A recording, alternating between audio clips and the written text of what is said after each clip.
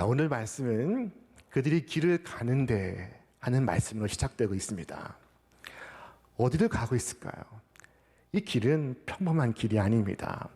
한가로운 산책길이 아닙니다. 이 길은 예루살렘을 향한 길입니다.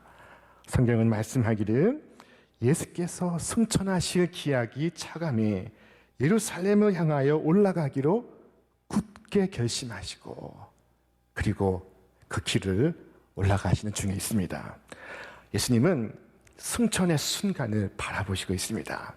자, 예수님 앞에 지금 양갈래 길이 있습니다. 하나는 십자가를 피할 수 있는 길, 또 하나는 십자가를 기꺼이 지는 길.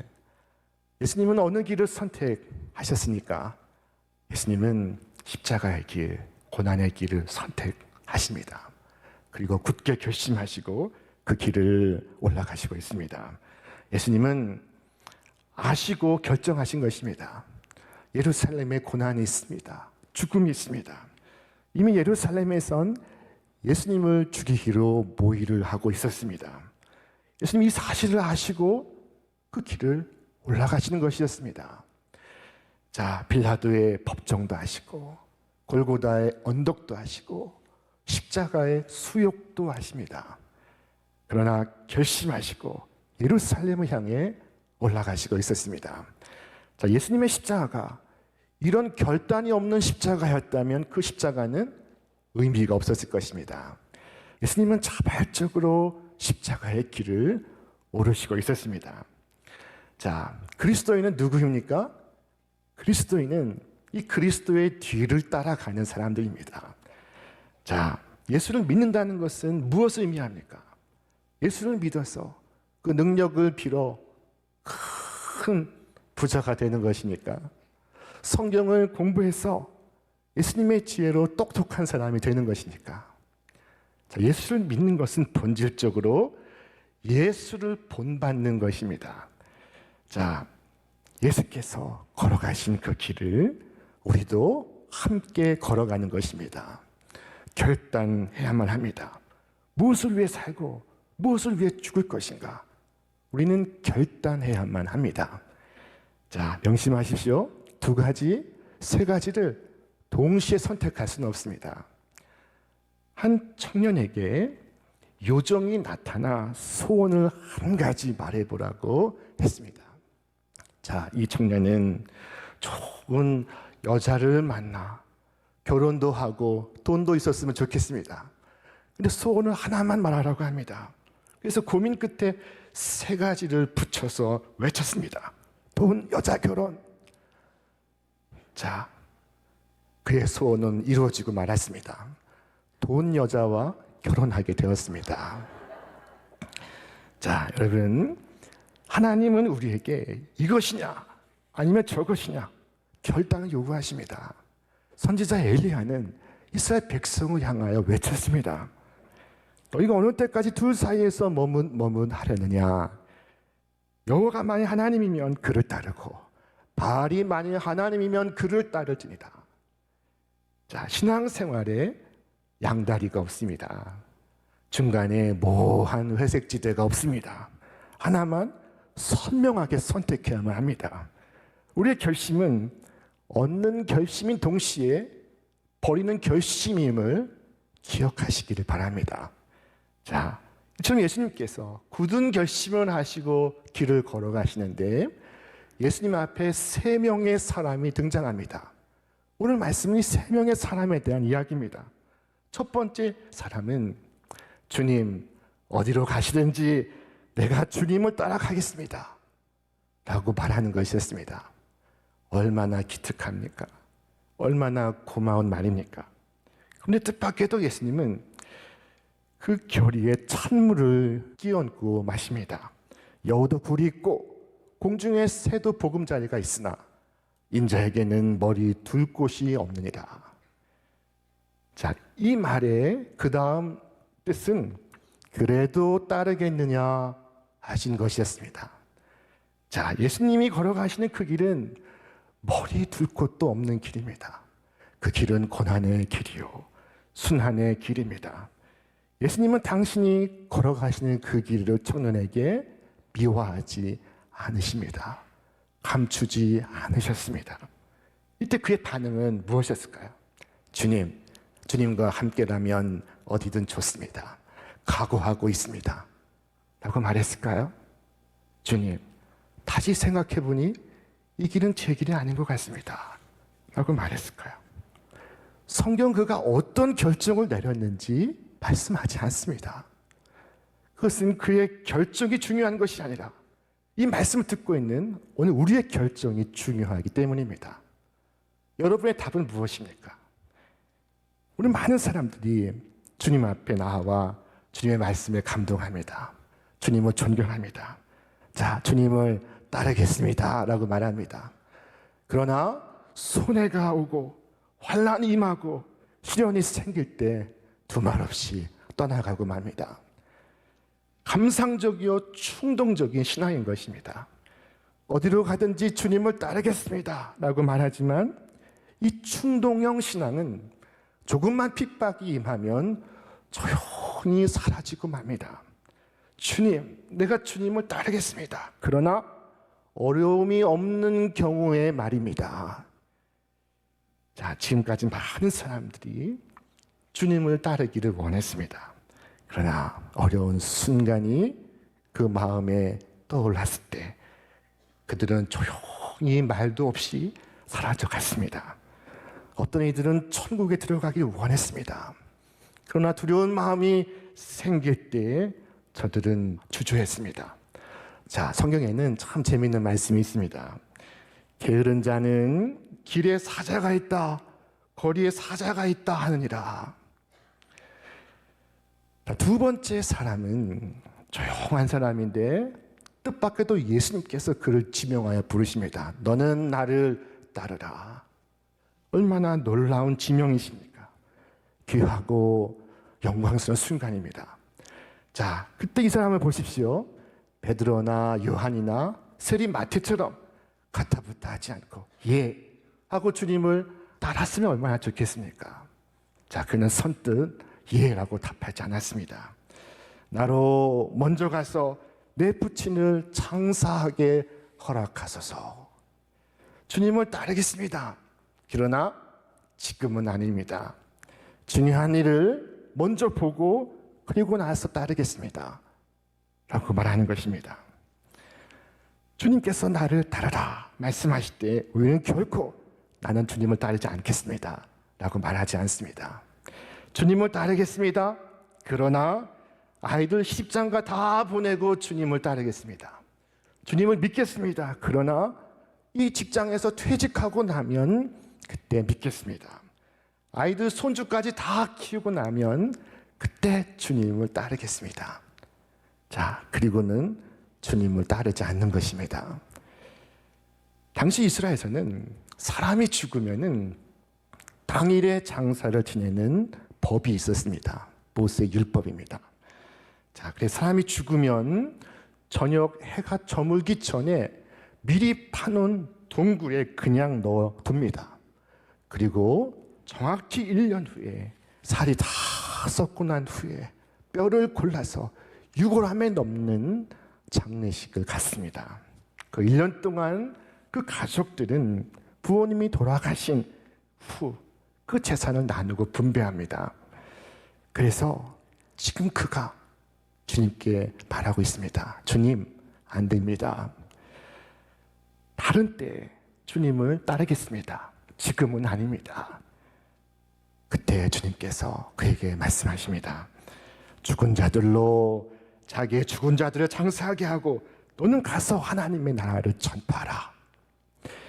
자, 유산을 나누고 재산에 관심 갖는 것은 죽은 자들의 관심사다. 너는 살아있다면 가서 영원한 천국의 소식을 전파하라. 라고 말씀하신 것입니다. 자, 세 번째 사람은 주님께 나와 구합니다. 주님, 내가 주님을 따르겠습니다마는 그러나 나로 먼저 내 가족과 작별하게 하소서. 자, 그때 예수님께서 그에게 말씀하십니다.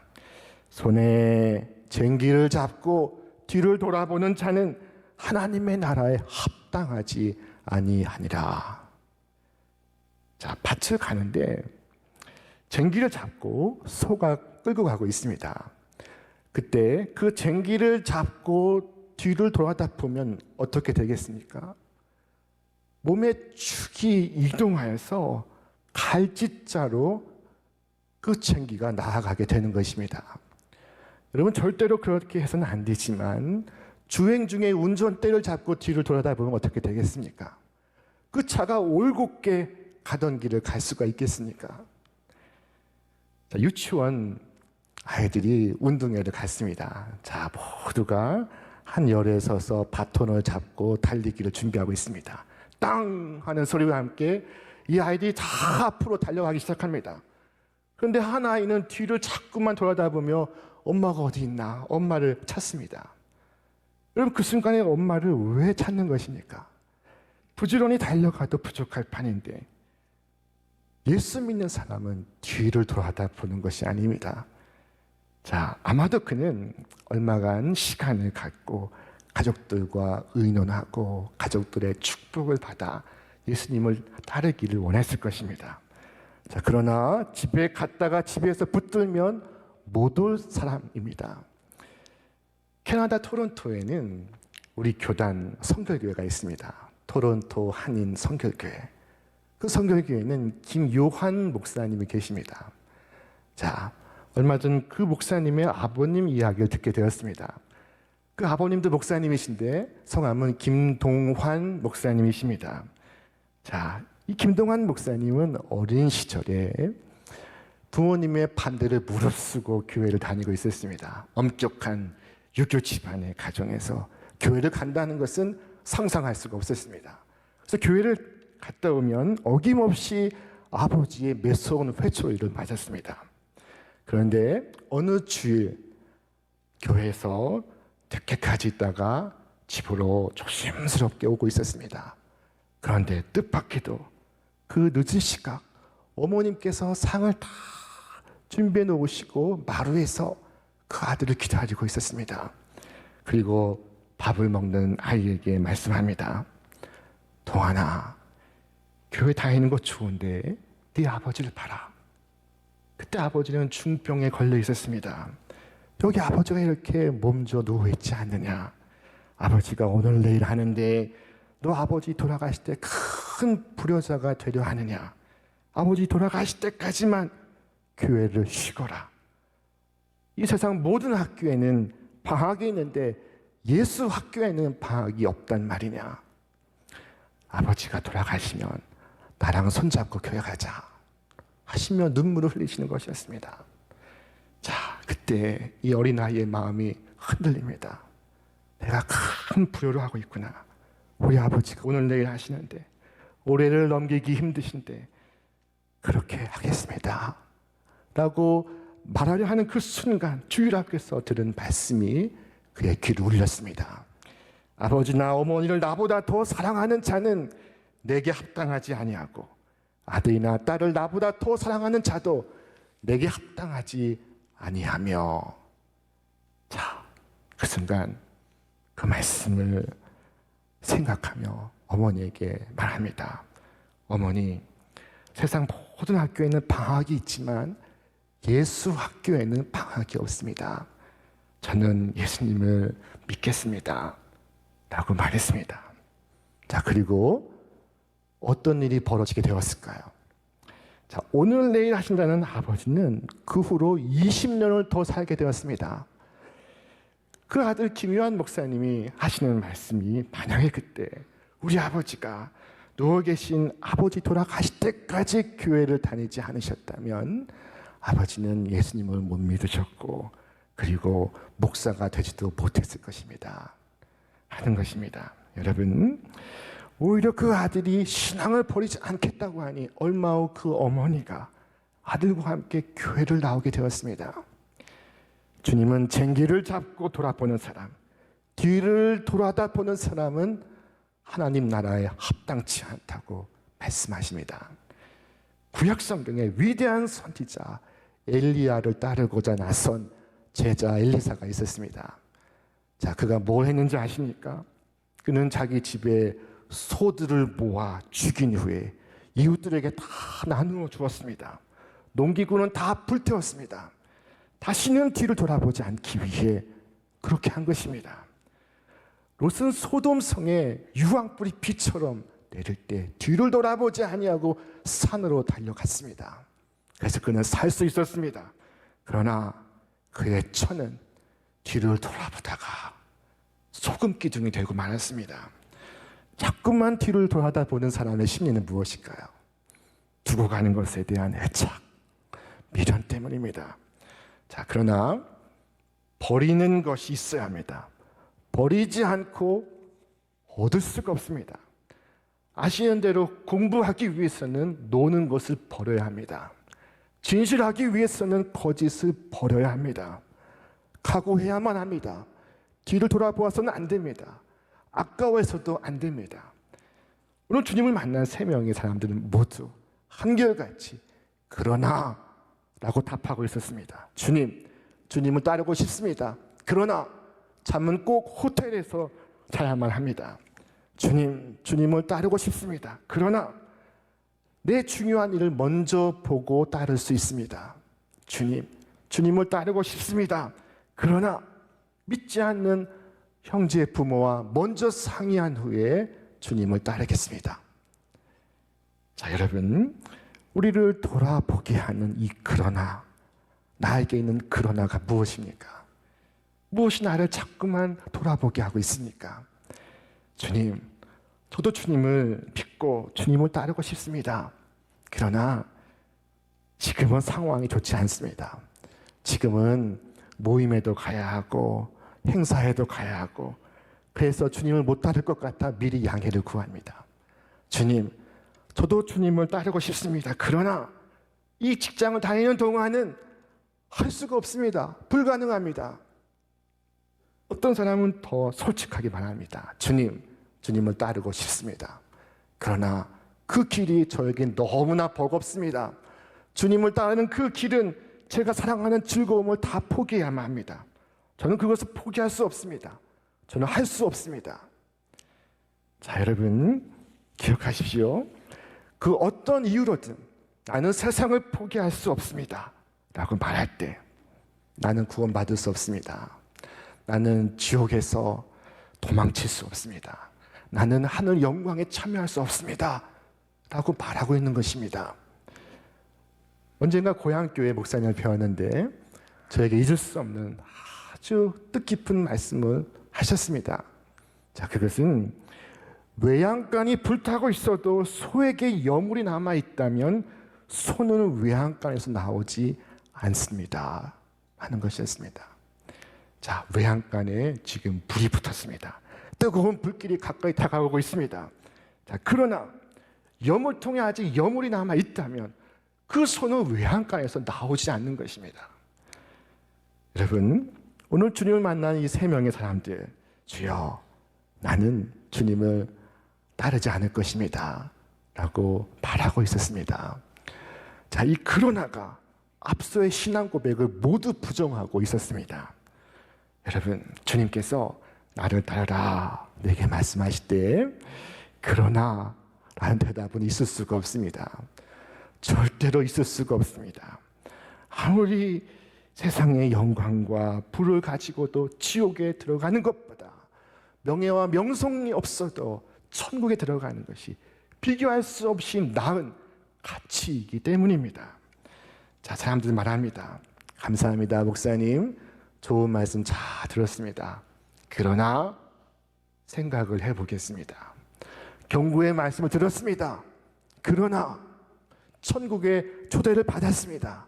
그러나, 자, 여러분, 그러다가 주님의 음성을 듣게 될 날이 곧 오게 될 것입니다. 무화과 나무에서 열매를 구하되 얻지 못하니 찍어버리라. 어찌 땅만 버리게 하겠느냐. 우리가 그날의 심판을 볼 수 있다면 우리는 너무나 놀랍고 두려워서 우리 입술에 그러나는 더 이상 없을 것입니다. 더 이상 그러나라고 답하지 않을 것입니다. 하나님께서 우리에게, 우리 모두에게 그날의 상황을 선명하게 보여주시기를 바랍니다. 자, 오늘 천국에 합당한 사람은 결단이 있는 사람, 그리스도께 자신의 운명을 위탁한 사람, 그리고 하나님의 역사를 바라보는 사람입니다. 주님은 그가 주님의 나라에 합당하다 말씀하십니다. 자, 주님은 나를 향해 너는 나를 따르라 하십니다. 여러분, 왜 저냐고 묻지 마시길 바랍니다. 그래서 결과가 어떻게 될 것이냐고 묻지 마시기를 바랍니다. 다만 주님의 그 사랑을 믿고 그 은혜를 믿고 따르시기를 바랍니다. 불안해하지 마십시오. 이 길이 진짜 축복의 길인 것을 곧 아시게 될 것입니다. 주께서 말씀하셨습니다. 내가 진실로 너에게 이르노니 나와 복음을 위하여 집이나 형제나 자매나 어머니나 아버지나 자식이나 전토를 벌인 자는 현세에 있어 집과 형제와 자매와 어머니와 자식과 전토를 100배나 받되 내세 영생을 받지 못할 자가 없느니라. 하나님의 뜻을 이루기 위하여 내려놓은 사람은 아무것도 잃어버리지 않습니다. 예수 그리스도를 따라 주님의 길을 걷는 사람에겐 금생과 내생의 놀라운 축복이 약속되어 있습니다.